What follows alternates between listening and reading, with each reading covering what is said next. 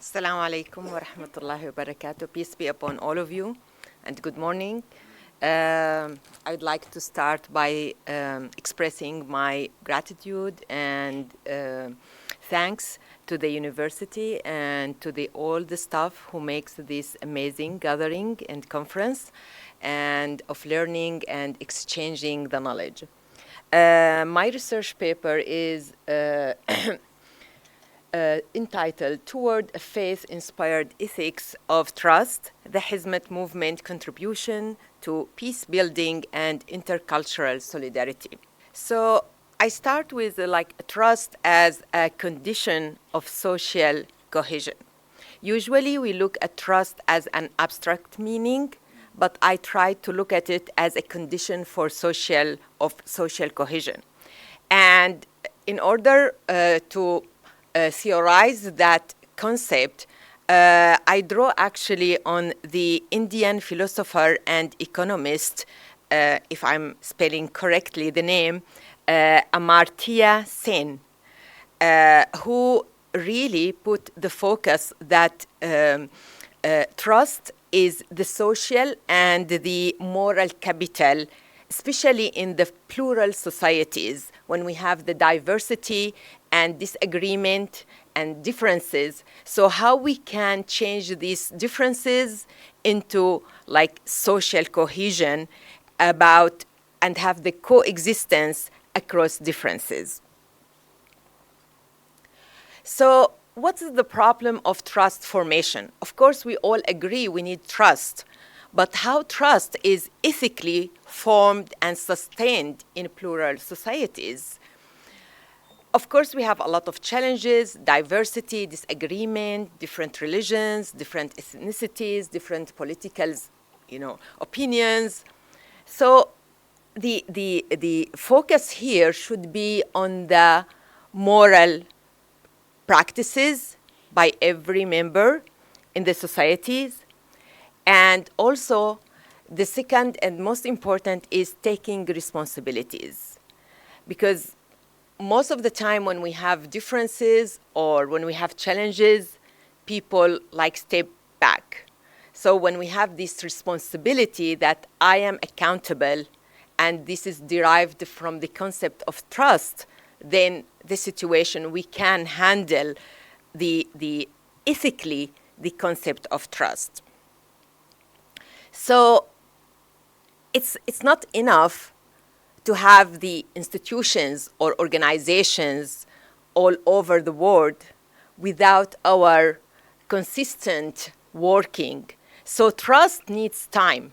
It's built over time. It can't be just by building by a building or by establishing an organization or having an institution. The most important thing is consistency and to work patiently. So looking at Hizmet movement as a lived ethics of trust, I found that Hizmet movement, they have three core principles. Of course, there are other principles, but these are the core one, which is education, interfaith dialogue, community service. So for me, as if first of all, if you want to build trust inside yourself, you have to start with yourself by educating yourself. Because if you are ignorant, you don't build the trust inside you. So it comes from inside on the individual. Then when you build that, you go to the other, whoever the other is. And then here we have the interfaith dialogue, which the interfaith dialogue gives us the chance to learn about our own religion and to learn about the other, and to build trust in our knowledge and to build trust in the other. And then the last core principle, when we work on ourselves and we work on the other, then we can build the communities. Then we can serve the communities. Because it's not only about serving, it's about serving in the best way. Serving with stable steps, which will lead to success. Of course, like, there are challenges to this ethical trust. Sometimes we have conflicts, sometimes we have exile, migration, political things, and then sometimes we have widespread trust in media. Sometimes, like, when we open the TV to different challenge, we don't trust, like, we don't know where the truth. So it's challenging. Every day we wake up with a challenge, whether like on the social level, on the political level, on the media level. So we have to be aware that there are challenges to this concept of trust. So how we can overcome these challenges? By being aware of them, and then by having this consistent and continuous civic engagement. And by building this moral integrity over time, and not to like feel the frustration. Because like some people, I know like some people, they are educated, they write books, and then they say, we are frustrated. We feel like, nothing is working. So this is like a big challenge. We have to keep having like this, we can do it, we can trust ourselves, and we can continue. So looking also at the ethical logic of trust from the Islamic tradition, and of course when we look from the Islamic tradition, the first thing to look at is the Quran. So trust, this is the translation in English. In Arabic, it's called amana. And amana is the masdar, linguistically, like, the abstract noun.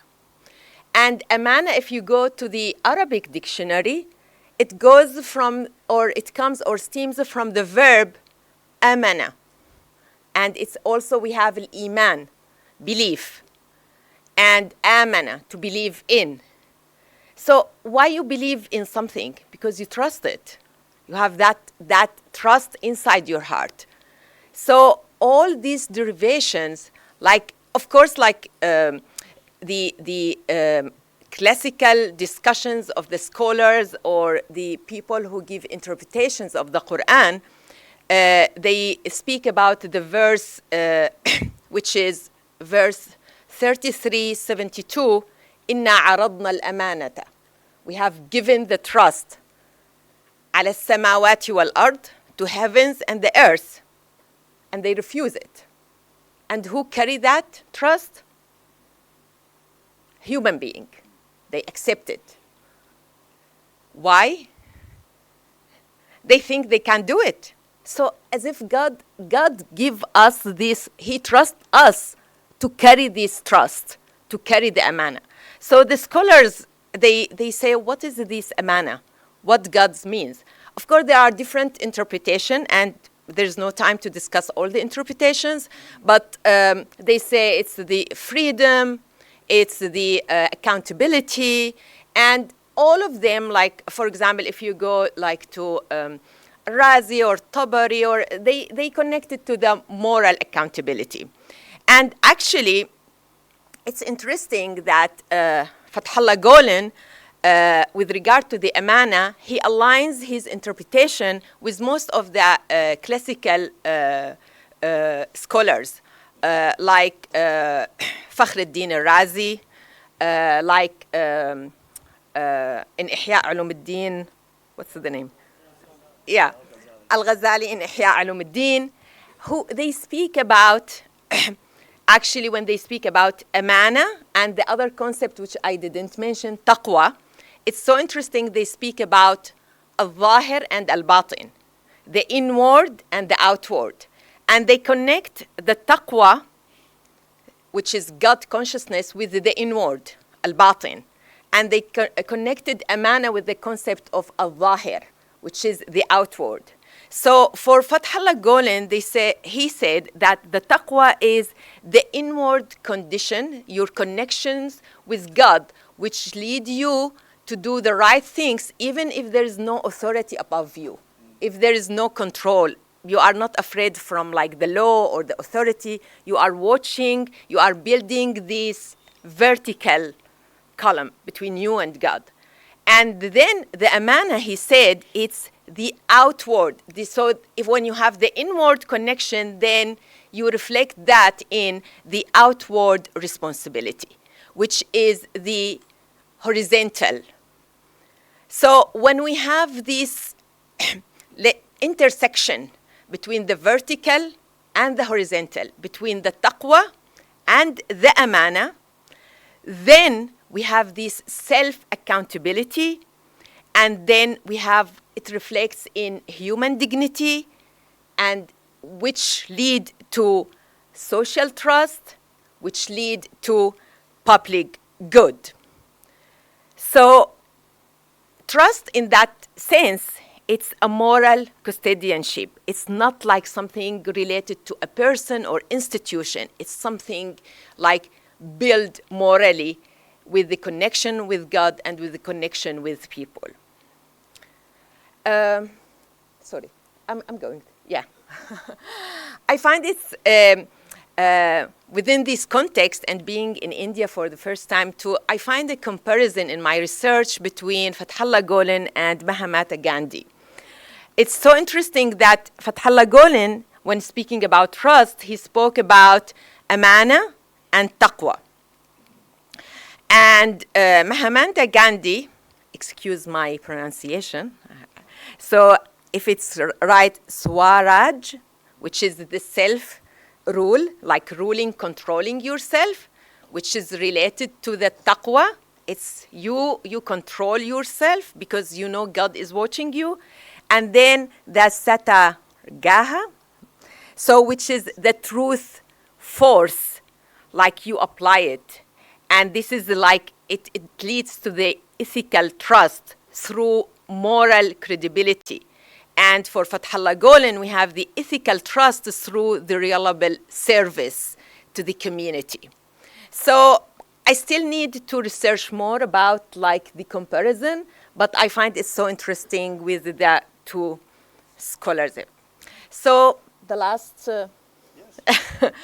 so toward the faith-inspired ethics of trust, I find this image is so expressive. We have to build it like, you know, in the old time, how they create this carpet by hand. So we have to go like step by step, and we have in life, we have differences, we have disagreements, we have uncertainties, we have problems, we have wars, we have issues. But how we can achieve trust? By being persistent, continuity, responsibility, humility, presence, and thank you for listening.